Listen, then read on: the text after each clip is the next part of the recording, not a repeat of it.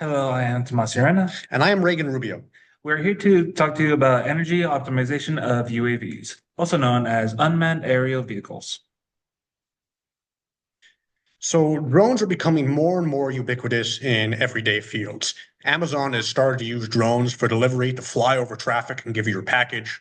Farmers use them to water crops or even fly around and see just the state of their crops or the state of their animals from the safety of their own home. And some companies are even designing drone taxis for use so that you can fly over traffic, fly over buildings to get to your destination in record time.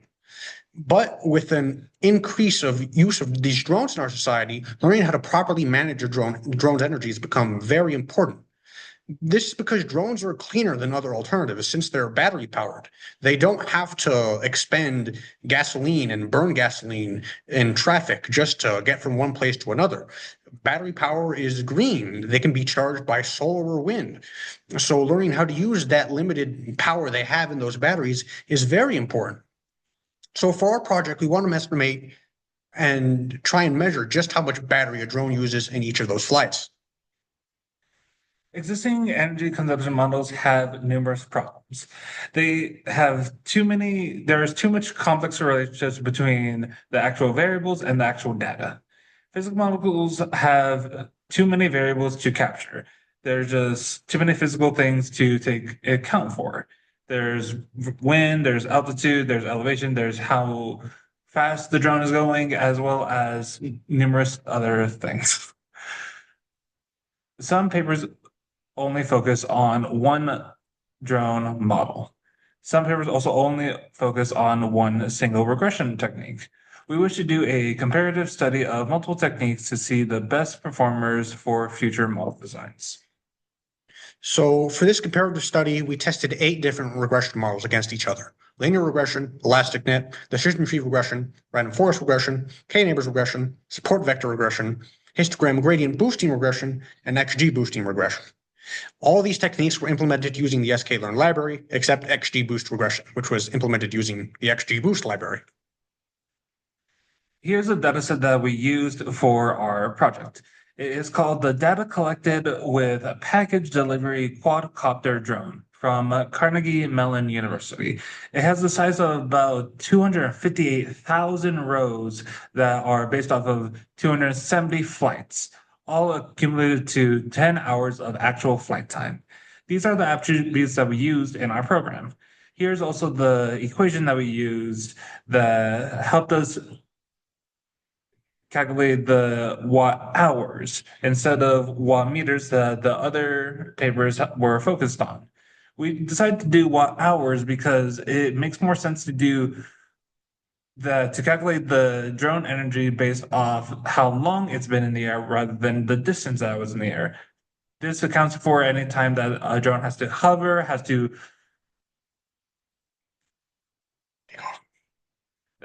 take off, and as well as many other things. I also have to account for some missing data within the flights. Some flights weren't able to calculate the graph of, which accounted for some missing variables. Some flights also had similar flight paths that just had varying speeds, altitudes, and different payloads. So on the left, you can see a graph of the drone power usage over time.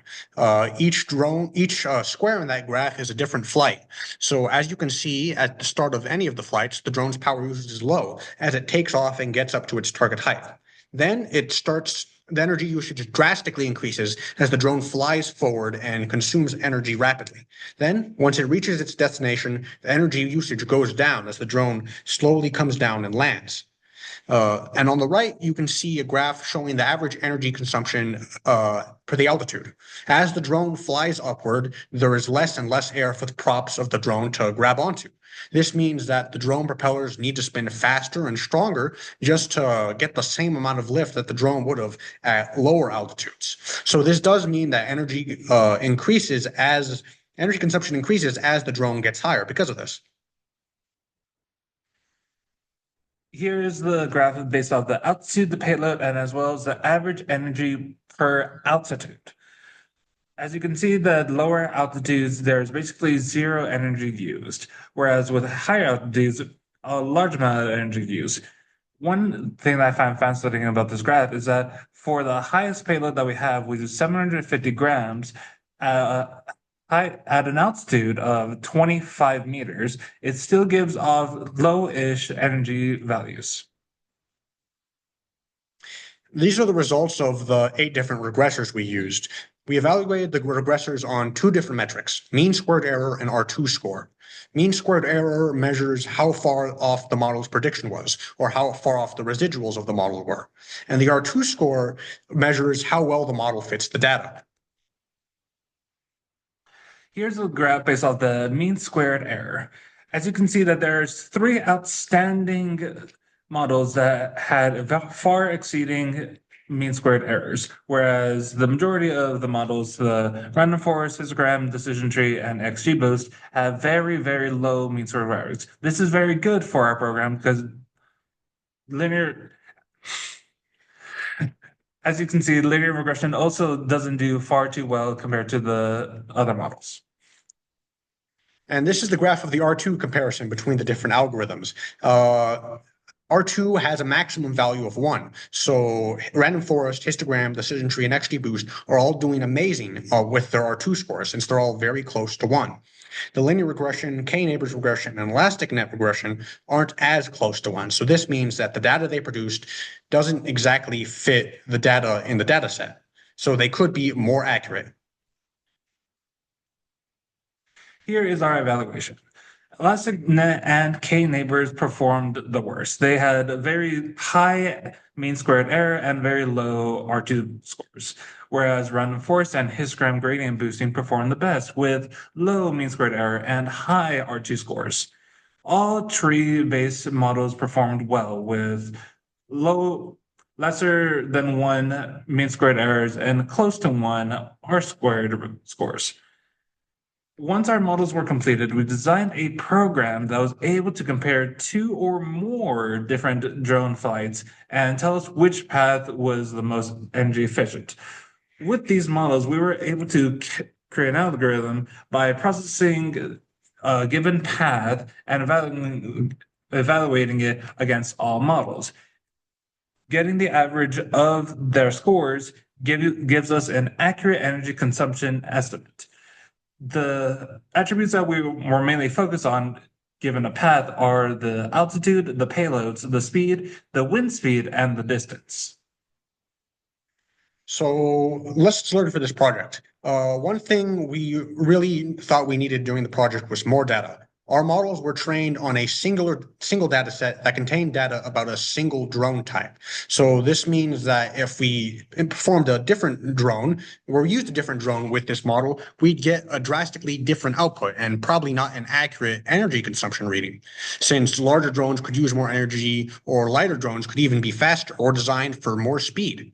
Another thing is different flight types. Our models only measured straight line flights, so not takeoff, not hovering. So other advanced maneuvers like a drone doing a barrel roll, a drone landing, or even a drone landing and trying to pick up a package could all be different models and use different amounts of energy. So we could combine these different models together to get a more accurate reading of just how much energy a drone will use in its flight. The last thing is real life implementation. We have these working models. So now we can take a real life drone and fly it around and compare how much energy a real life drone used and compare it to our models rather than just comparing it to the data from our data set. In conclusion, we found multiple techniques that can accurately estimate the total energy used by a drone. For future research, we would like a very diverse data set that are needed to create more generalized models. Our models that were given to us have very little to low variance in any type of form. For future research, we would also like to say that state-of-the-art algorithms with neutral networks could be used to create even better models. In our project, we mainly focus on machine learning techniques, whereas in future research, we would like to focus on AI techniques. Here are our references, and thank you for your time.